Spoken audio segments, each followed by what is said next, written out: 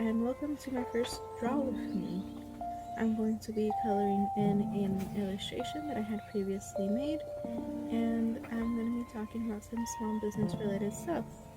For reference, here's some timestamps. You can go ahead and skip to whichever section you want to hear about, or just watch me draw. Some materials that I'm going to be using are my Master Touch illustration markers, as well as some Copic pens and Artist Loft alcohol markers.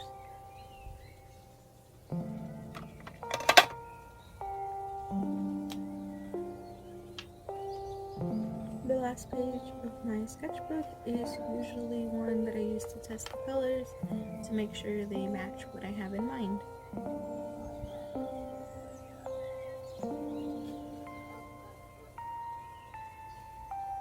So let's get started. My small business was opened in November of 2019, and it was originally a journaling shop.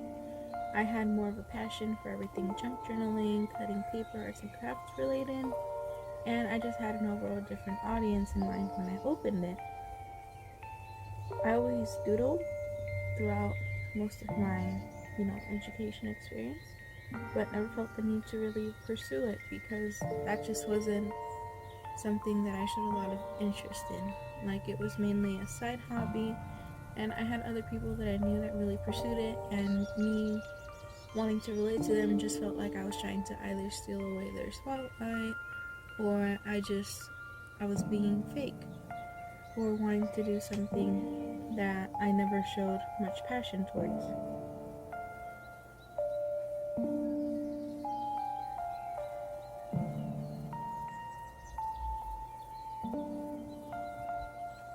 As quarantine hit, I began watching illustrators such as Nice Meow, Paloma the Peach, and Apple Cheeks, to name a few, and their studio vlogs really inspired me to do something more of my shop, something that I felt I connected more with. Because at the time, I did not make a lot of sales. It was my first time ever opening something like a small business, and it just wasn't something that I was connecting to very much. And it showed through a lot of the stuff I made. Although people supported what I did, it wasn't something that I felt gave me a lot of joy.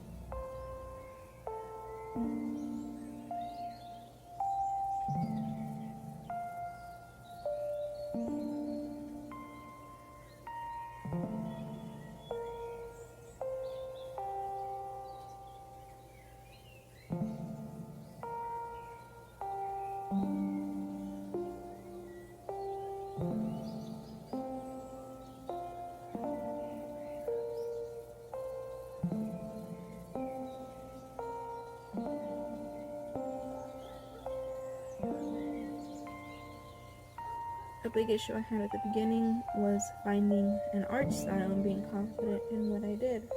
Because I only really ever doodled, I felt that my art style was either not cartoony enough or not realistic enough to be considered art in the first place. But once again, the design started to sell well, and it really motivated me to continue doing more. So from there, I began to add more art into my shop. First it was more stickers, then art prints, and eventually my shop became what it currently is today.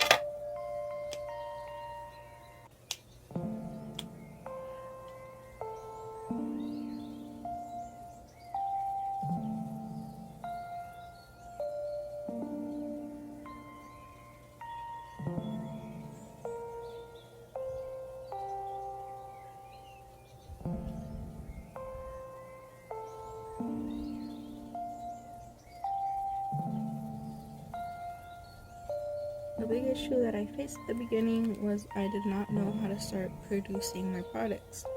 Although I've always had a careful hand when it came to cutting things, I still felt like if it was something I was selling, I wanted it to look a little bit more higher in quality regards.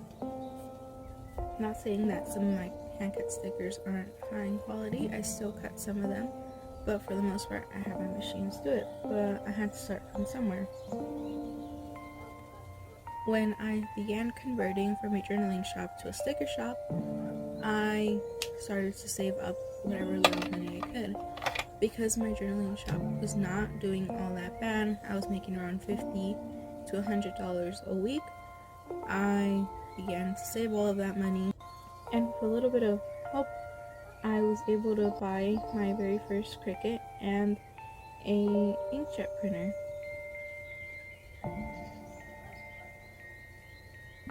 And although it's very intimidating to buy such a large product, such an investment, it wasn't the scariest thing I had to buy.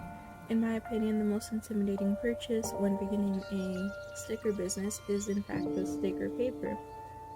I did a lot of research before I finally settled on one, because there are a lot of brands that have very good prices for the quantity and quality of the sticker paper, but eventually I just stuck with online labels, and their matte sticker paper was just something that I liked a lot and that my printer accepted very nicely.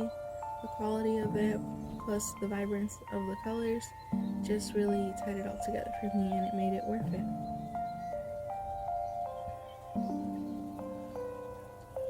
Another very hard thing to figure out was finding a print manufacturer. After I began to settle more on my art style and become more confident with what I was doing, finding an art print manufacturer became a little bit tricky because I did not want the quality to represent my art prints, especially if I intended for them to last on whichever surface they were added onto. My first choice was, I think Cat Prints was the name of the manufacturer, but the shipping time as well as the prices kind of pushed me away from that manufacturer, and eventually I found out that FedEx does in fact print, and the quality of the paper is so nice, and it's also very affordable. So I decided to print my art pieces from there and cut them with my guillotine at home. Although it's a longer process, it's something that I actually end up enjoying, and it's very relaxing for me, and it just gives me the flexibility to draw and have them instantly printed the next day without having to worry about shipping costs or them getting delayed in the mail. It's very nice to have things that are very accessible to you when you run a small business that has high demands for a lot of your products.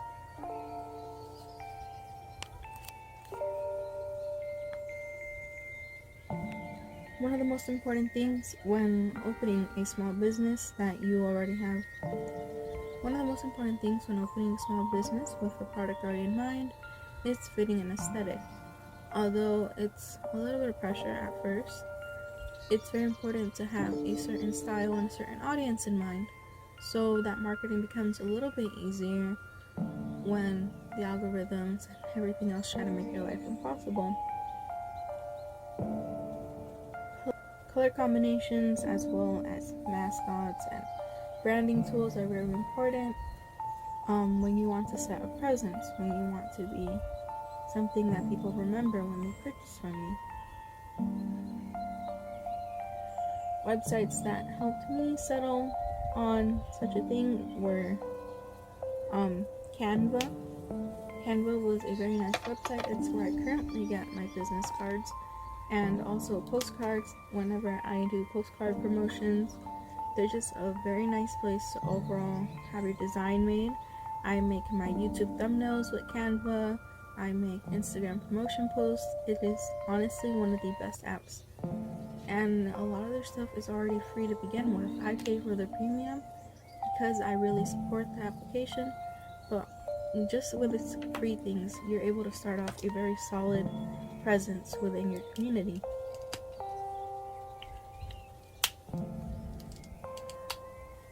Although I have mixed opinions about Sticker App and Sticker Meal, there are certain benefits to both of them.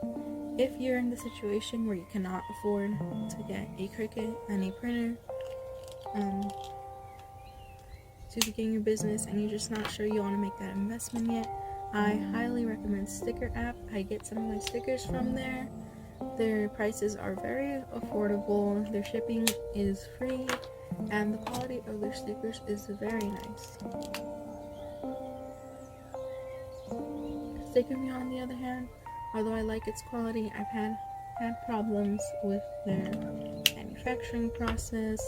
Sometimes the colors are not as vibrant as those that you can find on places like Sticker App, or if you make your stickers at home.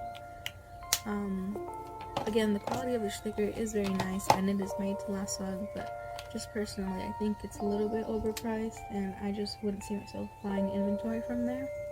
The thing I love about Sticker Meal, however, is that they have a lot of deals on the regular. When I first began to look into making keychains of my products, Sticker Meal was where I went to because they had a promotion of 10 keychains for $9. And that is a very nice deal when you're trying to settle on a design for a keychain and you don't want to spend a lot of money with a manufacturer that charges over $10 for a sample keychain. One of the other manufacturers I tested was Zap Creatives, but I did not have a pleasant experience with Zap Creatives. First off, my shipping was delayed for over 2 months, and that resulted in a loss for money in my case because I had a certain product that was doing very well at the time, which is the reason I wanted the keychains. And although they promised me a certain delivery date, it was delayed 2 months later because they had not shipped it out in time in my case. Also, the quality of the keychain, there were quite a few that were broken, although they did add extras. The colors were just not as nice, and I just overall wouldn't buy from them again because I could pay a little bit more expensive, but near the same amount for keychains at Sticker Meal, and they would arrive much faster. And just personally, I think the quality of Sticker Meal keychains are a lot nicer. So it's really testing the waters for whatever you feel you like the most. Currently, I've settled down with those. As for shipping supplies and other materials, I usually go to Amazon for my poly mailers, and I just buy my little envelopes from local shops like Daiso. And finally, for larger products like my tote bags, I am always inclined to buy from small businesses. I have a small manufacturer here in my hometown that helps me sell on tote bags, and they also do embroidery, so it's very easy because my parents have worked with them before, and therefore I have a personal connection with them where I am able to make things for a more affordable price. A lot of my notebooks that sell very well in my shop are all handmade. I buy the plastic sleeves along with the notebook from a certain manufacturer, and the designs that I put in them are all designs that I hand carve. Some of them get printed, but for the most part, all the designs are handmade by me.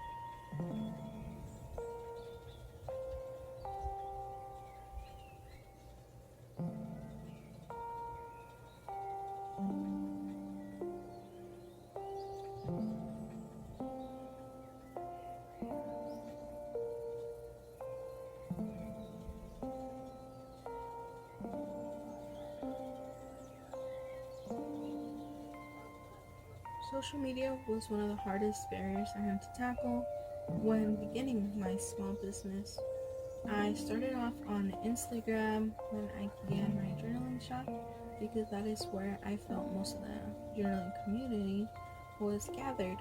I always used a lot of hashtags, but after the pandemic began, the hashtags were enabled and just were not as much help as they should have been. So I began to just drift away from Instagram. For a while, I was just not posting anywhere. I was not getting my name out there. I was just relying on Etsy to bring me customers, which it did. But after I rejoined social media again, it was a much larger audience.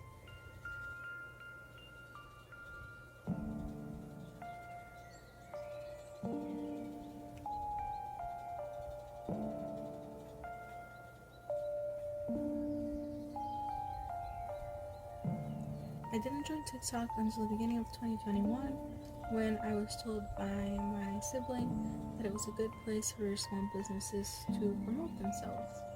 I've never been good with videos or anything of the sort, so it was very intimidating for me at first. So when I joined, I just followed as many small business pages as I could, and I would get ideas based off trends and formats that they were doing. With that, I began to gain a little bit more of a following around, I want to say February of 2021. I went viral for the first time. One of my videos got over 50k views, and I made over $1,000 in 2 days. And although that was extremely nice, that's something that had never happened to me before. It unfortunately set a standard for me where I had to be posting and following this algorithm every day. And every day I'd get more disappointed when I was just not making the amount of money that I had made on that one singular day. But because of that one time that I went viral, I did end up gaining a larger following base. And from there on, I have slowly been increasing my followers. I don't really rely on becoming viral anymore. I think a steadier increase in interactions are just as nice as something rapid. Along with that, I also left Instagram for a little bit when I started focusing on TikTok. And that was one of my mistakes because I had people that followed me on Instagram who just ended up unfollowing me because obviously I didn't post for a few months. But after a few months of being just on TikTok, I decided to go back into Instagram and fix it up to my aesthetic, and I have been gaining followers there too.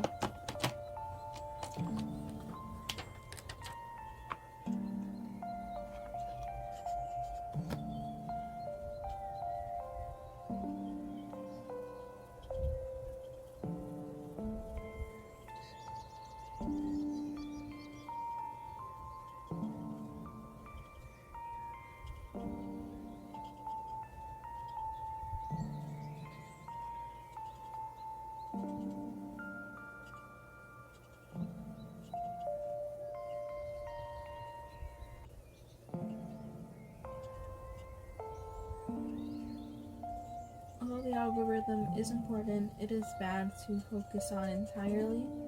Our job should be to create products and ship them out. And unfortunately, it has come down to we have to also be marketing and designing while making our products. And we have all these hats to wear that eventually it can either stress us out or create an artist block, or it's very frustrating when we have to handle all of these different tasks on our own.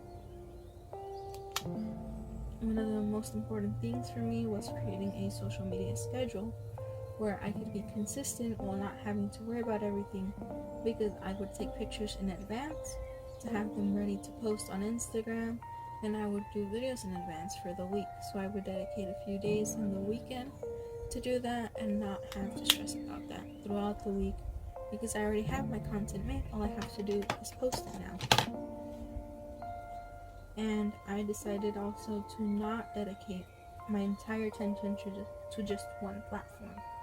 I am now juggling between Instagram, TikTok, and YouTube, and although it may sound like a lot because of the schedule that I created for myself, it is more doable than what I was doing before, because I have plans, I have times where I have to get things done, therefore I'm not stressing about it because it's all just in the back of my head.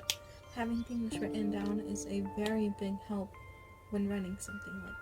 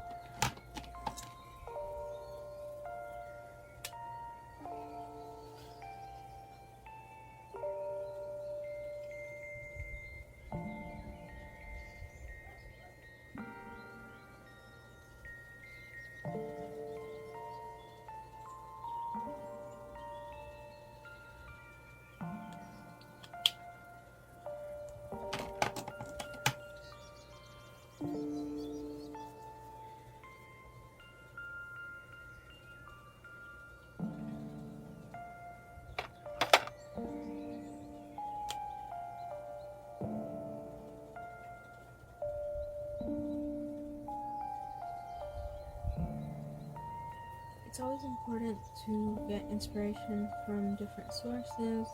As an artist, being inspired is literally what promotes us to or pushes us to create more products.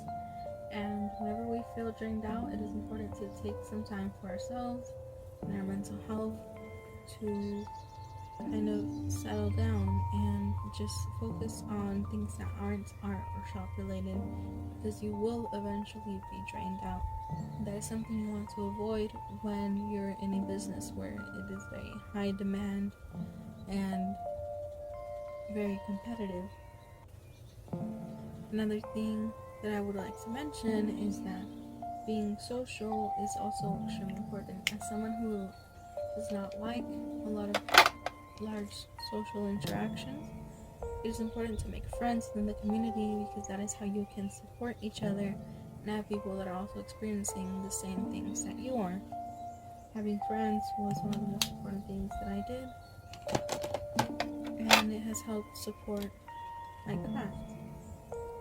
Thank you so much for watching through this video, or whichever part of the video you watched.